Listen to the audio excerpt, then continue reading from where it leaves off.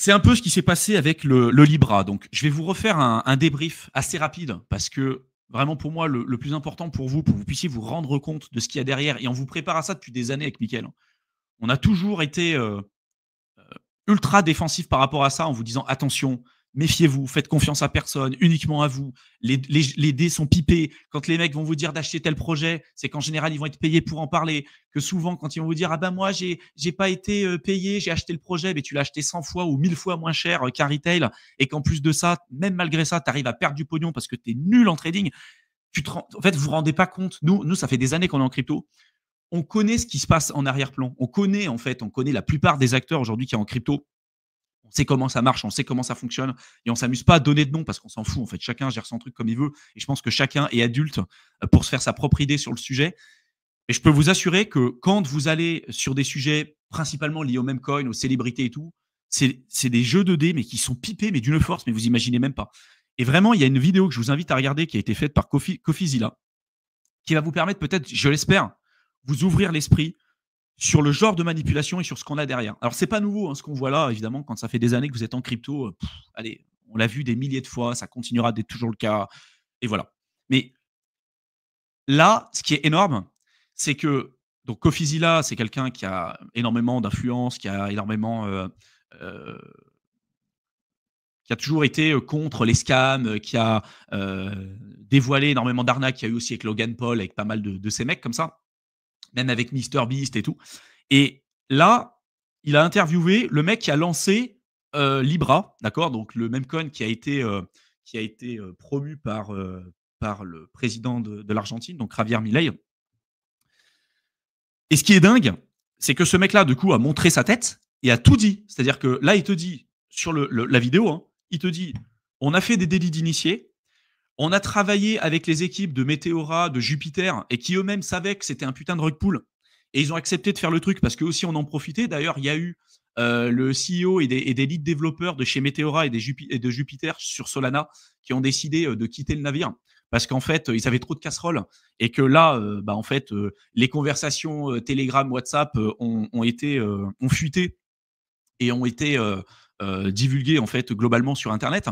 Donc, quand vous vous rendez compte que les personnes qui présentent les projets, les fondateurs de projets, ceux qui détiennent le projet, ceux qui vont le lancer, les influenceurs qui vont en parler, toute cette clique-là, toute cette chaîne est corrompue et moisie jusqu'à la moelle, vous vous rendez compte que vous, quand vous achetez ce genre de saloperie, vous êtes mais le dindon de la farce. Et je vais vous donner des chiffres. Hein. Quand il y en a certains qui vont vous dire ah ben moi j'ai gagné de l'argent avec les mêmes coins, ou j'ai gagné de l'argent sur Trump ou sur Melania ou sur machin, et souvent ceux qui en ont gagné beaucoup, vous allez voir que c'est souvent ceux qui ont acheté zéro projet, qui n'ont rien acheté du tout, ils ont reçu une préallocation. Donc évidemment, comment tu veux perdre des thunes quand on t'a donné le projet gratuitement, et qu'en plus de ça, toi, tu peux le choisir en fait quand tu le veux. Quand tu as été payé, on t'en a donné des tokens, tu as été payé pour en parler, et qu'à partir du moment où les mecs vont commencer à en acheter, toi, tu peux dumper. Tu as un coût d'acquisition qui est égal à zéro. Donc évidemment que tu vas gagner de l'argent. Sauf que monsieur et madame tout le monde, c'est pas le cas. Ça n'a rien à voir avec ça. Tu vois. Et donc, ça a été le cas en fait avec Trump, ça a été le cas avec Melania, ça a été le cas avec le coin du président là d'Afrique centrale, pareil, qui a été une vraie saloperie. Ça a été le cas, ça a été le cas avec le Libra là. Et vraiment, je vais vous montrer un petit peu jusqu'où ça va la corruption sur ce genre de truc. C'est la dinguerie. Donc vraiment, regardez cette vidéo, elle est vraiment super. Et ça vous permettra de voir à quel point pour vous, peut-être, vous vous rendez compte et vous direz, mais c'est lunaire là ce qui est en train de se passer. Parce que le mec, vraiment, il te dit, je fais du délit d'initié, j'ai pu extraire sur un même coin plus de 100 millions de dollars, 110 millions de dollars. Il y a même certains qui ont reçu des préallocations qui disaient moi, j'ai pas reçu d'allocation. On leur a donné une préallocation au projet. Ils se sont amusés à trader le truc et ils ont réussi quand même à perdre des thunes. C'est pour vous donner le niveau d'incompétence de ces mecs. Imaginez-vous, moi, je fais un lancement de projet, je vous donne une préallocation de 10% des tokens, donc gratuitement. Vous allez vous amuser à trader le projet dans le truc avec la volatilité en ayant un coût d'acquisition égal à zéro, et malgré ça, à la fin, vous arrivez à perdre des thunes. Je ne sais pas si vous vous rendez compte du niveau de saloperie que les mecs sont. C'est-à-dire qu'on leur donne un truc, même avec ça, ils n'arrivent pas à gagner des thunes, ils arrivent à en perdre. Le niveau d'incompétence de ce genre de mec. Bon. Donc, vraiment, là, il explique donc délit d'initié ouvertement, il montre sa tête. On a d'un autre côté, donc les discussions qui sont, fuitées et tout ce que je vous ai dit tout à l'heure, avec, des fois des gros fondateurs de projets, des développeurs, donc de chez Meteora, de chez Jupiter et tout, qui marchent main dans la main, hein, avec, ces gros lancements de projets-là parce qu'ils en profitent évidemment, énormément. Et puis de l'autre côté, on a aussi, Javier Milei qui lui te dit il retweet le truc et il te dit: «Ah mais moi j'étais pas au courant, que c'était un meme coin, j'étais pas au courant qu'il y avait le projet en fait». Non mais mec, non mais tu as un président qui retweet une merde et qui te dit: «Je savais même pas que c'était un meme code, c'est pas moi qui l'ai lancé, je savais pas que c'était là». Non mais mec, tu vois à quel moment tu es débile pour gober un truc pareil, tu vois? En fait, tout le monde se fout de ta gueule, de bout en bout et toi tu arrives, tu investis sur ce genre de projet et tu te dis: «Ah moi je vais gagner de l'argent rapidement». Bah non, parce que je vais te montrer les stats, hein. Je vais vraiment vous montrer les stats, vous allez voir que c'est de la merde, c'est de la pure daube. Que ceux qui gagnent des thunes, au-delà du fait que tu peux avoir un coup de chance, il n'y a pas de problème, et que ceux vraiment qui gagnent des thunes sont ceux qui font des délits d'initiés, ceux qui ont une préallocation, ceux qui ont un intérêt à t'en parler parce que on les a payés pour parler du projet, parce que les gros influenceurs ont été payés pour parler du Trump, pour parler du Melania, pour parler du Libra, etc., etc. Et que l'objectif de ce truc-là, c'est d'extraire de la valeur au maximum à tous ceux qui essayent de gagner des thunes sur les mêmes coins parce que les dés sont pipés. Là, je vous ai mis donc un thread de chez Bubble Map qui est vraiment pas mal et qui montre par des évidences on-chain que la personne qui a lancé Libra, ça a été créé donc par la même team qui a lancé Melania, comme par hasard. Évidemment, quand vous avez une équipe qui gagne, évidemment, pourquoi pas s'amuser à relancer un truc. Donc vous verrez, hein, il y a des évidences on-chain, vous pourrez vous amuser à regarder. Ceux qui ont fait du sniping aussi de projets, il y en a un qui a fait du sniping sur Trump parce qu'il savait pertinemment que le projet allait être lancé. Il y a plein de mecs qui ont pu, qui avaient peut-être même pas forcément une préallocation sur Trump, mais qui étaient déjà en, euh, qui étaient déjà conscients et qui savaient déjà que le projet de Trump allait être lancé, mais des semaines avant que ce soit le cas. Ils avaient déjà la date, ils avaient déjà l'heure, ils avaient déjà tout. Les mecs, ils étaient devant leur truc. Et dès que le Trump, par exemple, a été lancé, qu'est-ce qui s'est passé? Les mecs, ils ont snipé. T'en as un qui a snipé pour 1 million de dollars sur le Trump au tout début sur le projet. Il est ressorti avec plus de 100 millions de dollars parce qu'il savait déjà que ça allait être lancé. Et il l'a dit sur un des lives et tout. Vous pouvez retrouver ses traces sur Internet. C'est un truc de fou. C'est un truc de fou. C'est comme ça, en fait, que les mecs vraiment arrivent à gagner de l'argent. Et donc, vous dites, bah, moi, je vais essayer de récupérer un peu d'argent là-dedans. Vous allez être le dindon de la farce. Parce que ça n'a pas été fait pour ça. Et d'ailleurs, bah, Trump a récupéré, je crois, pour son truc, il a récupéré 500 millions de dollars qu'il a converti et il a acheté de l'Ether avec. Il n'a même pas racheté du Solana sur la blockchain sur laquelle il a lancé le projet. Donc, en fait, tout est fait pour ne pas que vous gagniez d'argent. Tout est fait pour que vous en perdiez. Et ça, je veux vraiment que vous l'inscriviez dans votre tête parce que quand vous voyez des mecs qui gagnent des thunes, ils jouent pas le même jeu que vous. Ils jouent pas du tout, du tout, du tout le même jeu que vous. Vous verrez, hein, sur Dex Screener, vous pouvez suivre. Des fois, il y a des mecs, ils font des plus-values de centaines de milliers, voire plusieurs millions. Et vous voyez bought, donc achat, zéro. Les mecs, ils font que des plus-values parce qu'ils n'ont pas acheté le token. Parce qu'ils ont reçu une préallocation. C'est un truc de fou. Donc, c'est pas nouveau, hein, évidemment. Hein. Mais là, par exemple, il y a un wallet qui a fait 9 millions de dollars sur sur Melania, pardon, qui a fait 5 millions sur Libra et 3 millions sur Trump. Et puis 670 000 dollars sur Jelly Jelly. Il a acheté 10% sur Harry Balls, pareil, qui est un autre truc. Et en plus de ça, c'est une adresse qui a reçu une préallocation sur la plupart de ses projets au départ. Donc un insider ou ce que vous voulez, quoi. Là, pareil, vous avez un trader qui a fait 1,3 million de dollars sur Trump, qui a utilisé des informations d'insider, en fait, forcément, parce qu'il connaissait le truc avant, pour faire un profit de 6 millions de dollars, presque 7 millions de dollars sur Libra. Donc, ouais, évidemment, hein, si vous avez fait des thunes sur Trump et que bah, vous avez des grosses personnalités, que vous avez des liens avec les présidents, les machins et tout, évidemment que vous pouvez finalement faire un peu ce que vous voulez. Donc, il a fait 1,3 million sur le Trump, 7 millions de dollars sur le Libra. Ensuite, une fois que le Libra a été lancé, le trader, il a créé 2 nouveaux wallets et il a transféré les fonds sur 2 autres wallets. Il a acheté directement le Libra. Et ensuite, il a revendu. C'est-à-dire qu'à partir du moment où ça a été lancé, directement, il a revendu et tout est tracé. Voilà. Il y a même des tokens, on est capable de voir à partir de quel moment ces projets ont reçu le mintage, à partir du moment où le projet a été lancé, s'ils ont reçu une préallocation ou pas. Par contre, si vous regardez ce qu'on appelle la big picture, hein, si vous prenez du recul, ça a été une catastrophe. C'est-à-dire que vous voyez certains projets qui ont gagné des thunes, enfin certaines adresses qui ont gagné des thunes, mais en fait, évidemment, parce qu'ils ont reçu la préallocation, parce qu'ils ont lancé le projet, parce que ce que vous voulez. Mais derrière, on a quand même eu une personne qui a extrait 110 millions de dollars en exprimant aux gens et en disant aux gens, bah, regardez, moi j'ai mis pression sur, je crois que c'était sur la sœur de Javier Milei pour lancer le même coin, machin, et que finalement ce mec a réussi à sortir 110 millions de dollars et que c'est la même équipe qui a lancé Melania aussi, qui a récupéré je sais pas combien de thunes, au détriment de 75 000 personnes qui ont perdu 286 millions de dollars. Je ne sais pas si vous vous rendez compte, hein, en quelques heures.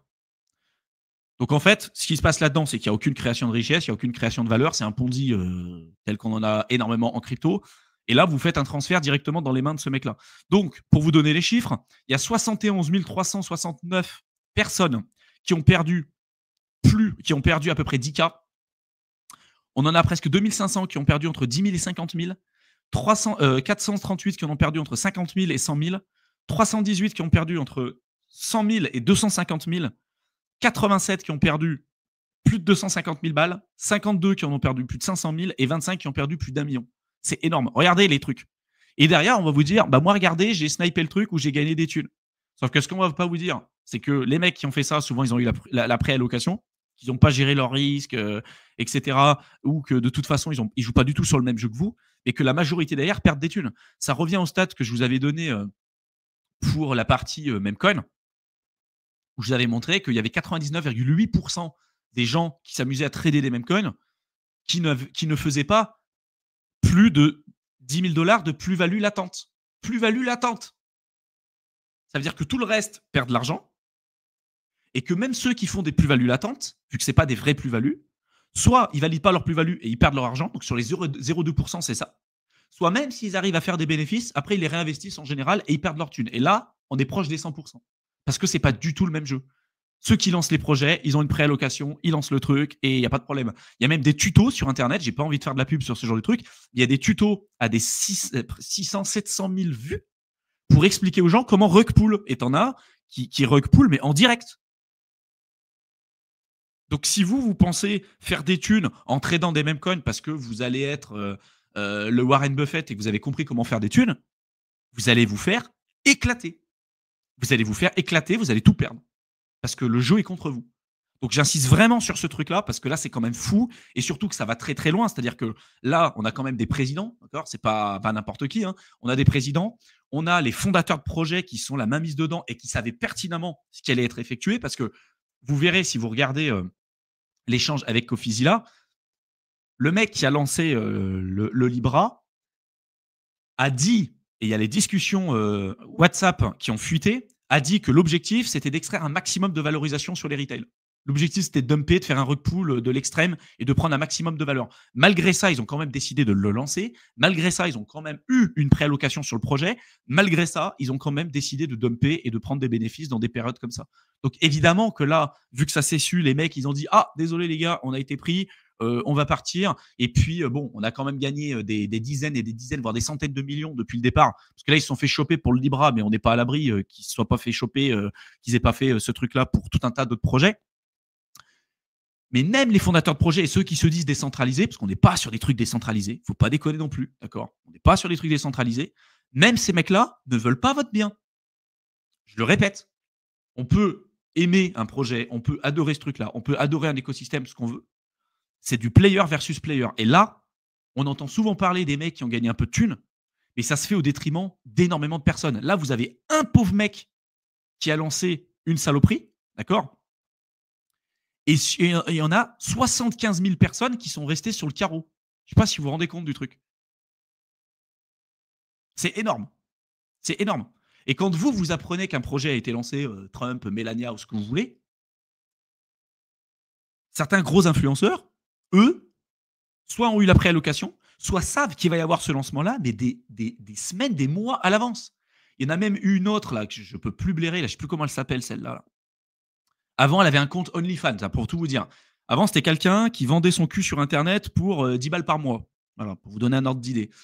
Cette femme, elle s'est reconvertie en tradeuse professionnelle. Elle est américaine, d'accord? En tradeuse professionnelle, crypto, ce que vous voulez. Parce que visiblement, vendre son cul, ça payait pas trop, donc on se transforme en trader, d'accord? Et puis, souvent, ça paye pas non plus.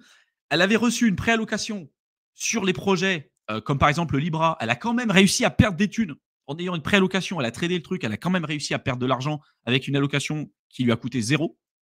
Et en plus de ça, elle explique sur sa chaîne YouTube, et j'ai pas envie de lui faire de la pub, mais elle expliquait sur sa chaîne YouTube qu'elle avait compris comment faire de l'analyse fondamentale, elle fait de l'analyse on-chain, elle fait des trucs et tout. Et qu'au moment où le projet a été lancé, en fait, il y en a évidemment plein d'autres qui se sont lancés, qui portaient le même nom, sauf que c'était pas la même adresse de contrat.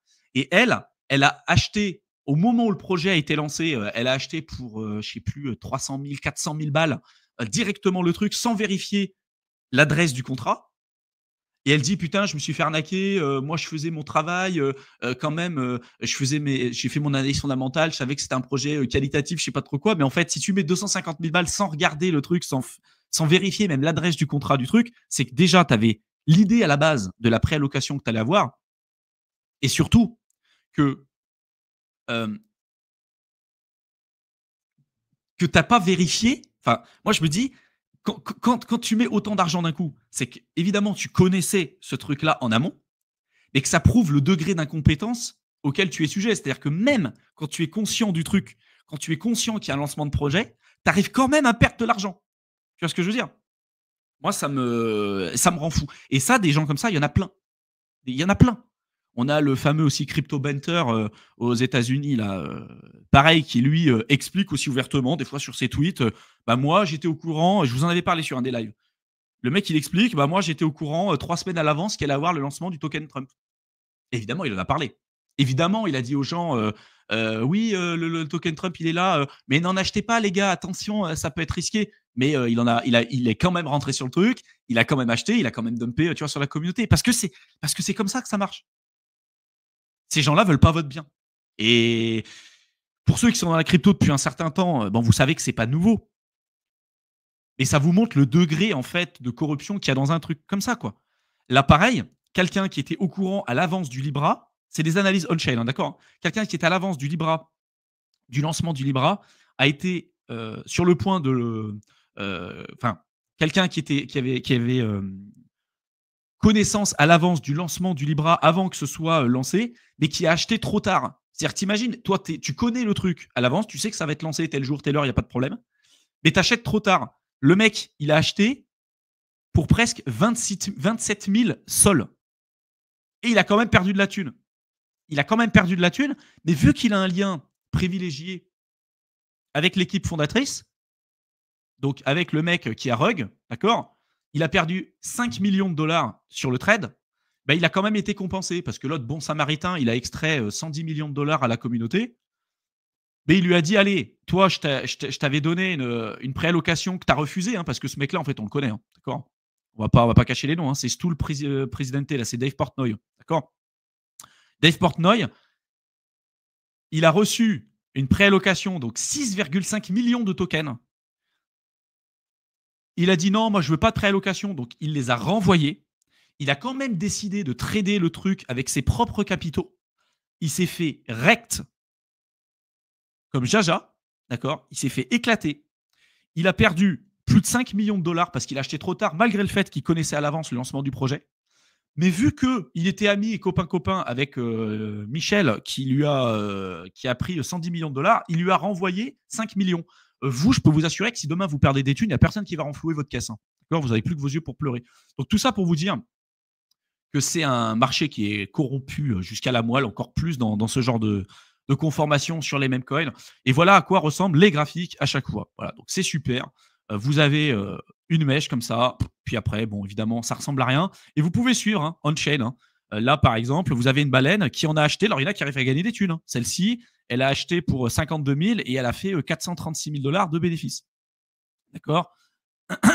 Celui-là, ah bah lui, il est en moins-value. Lui, il a acheté pour 1 million et puis il se retrouve en moins-value de 500 000 balles. Celui-là, pareil, 1 million. 1,2 million, il a vendu pour 600 000, mais il est quand même 600 000 balles dans le trou. Là, celui-là, acheté 1 million, vendu 491 000, 500 000 balles dans le trou. Bon, voilà, vous pouvez vous amuser en fait à regarder avec de l'analyse on-chain. Mais globalement, voilà, c'est toujours à peu près le même graphique. Si vous prenez le Trump, on va s'amuser à regarder, les gars. Allez, on va regarder le Trump. Voilà, paf, un joli graphique comme on aime bien. Voilà, donc ça, c'est le Trump. Ensuite, vous avez le Melania, qui est super. Voilà, vous allez voir des super graphiques. Moi, j'adore ça. Voilà, ça, c'est un truc. Au bout d'un moment, ça devient usant parce qu'on sait comment ça marche. On essaie d'expliquer aux gens qu'il faut vraiment rester vigilant et tout, mais malgré ça, bah, il y en a qui n'écouteront pas. Mais vraiment, j'insiste vraiment sur le fait que le jeu est contre vous. Vraiment, restez sur des projets à forts fondamentaux. Faites attention à tous les projets qui essaient de vous vendre leur merde, bourrés de VC. Surtout sur toutes les nouvelles blockchains aussi, il y en a plein. Il faut vraiment rester ultra vigilant. Donc, il y a eu le Melania. Après, il y a eu le coin là, de l'Afrique centrale. Là, je ne sais plus ce que c'était. Pareil, une pure daube.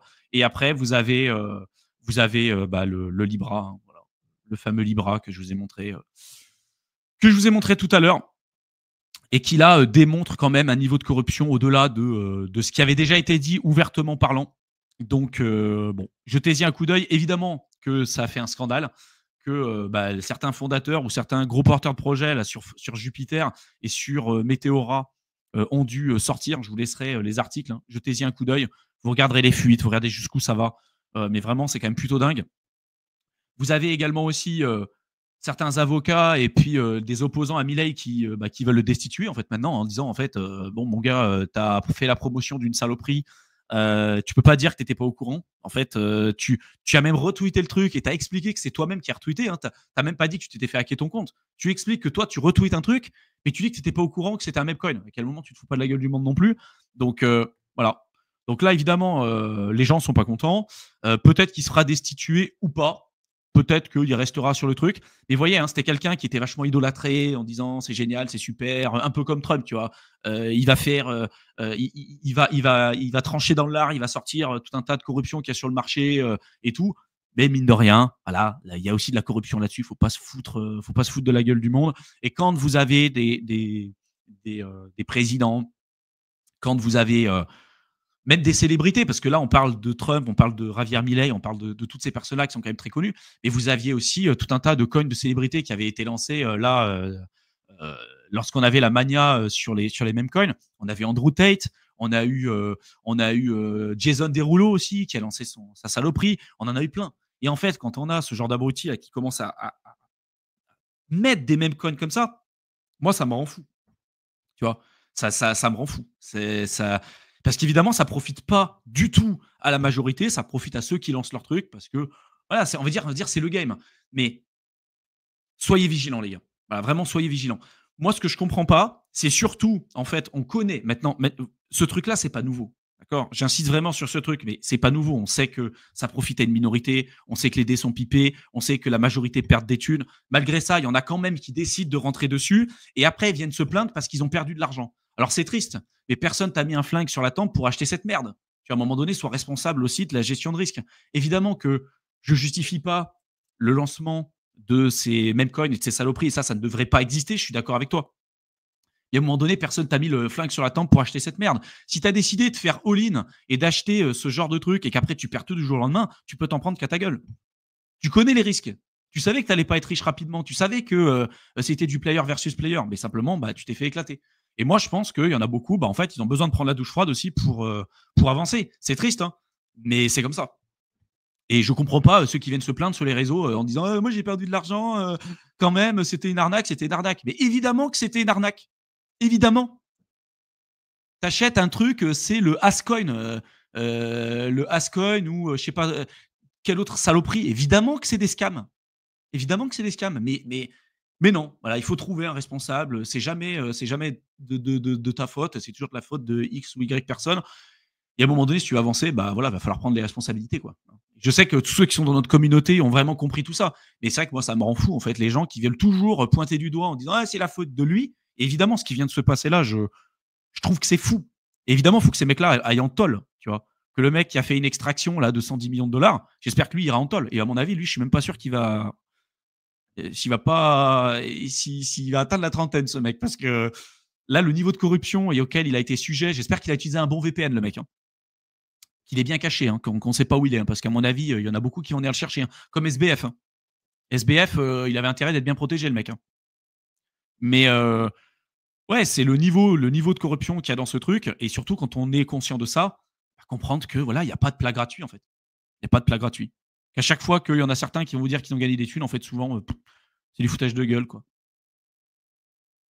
Donc voilà. Je leur ai dit, les gars, soyez vigilants. Ne pensez pas que cette fois-ci, ça sera différent. C'est toujours pareil. Les mêmes coins, c'est toujours pareil. Si vous voulez faire du DJ, il n'y a pas de problème. Hein. Moi, je vous l'avais dit, hein, mon truc sur Trump. Quand j'ai vu le tweet de Trump à un moment donné, j'ai vu le truc et je me suis dit, non, mais Trump qui commence à tweeter sur ce genre de truc, je me suis dit, mais forcément, c'est un scam, c'est de merde.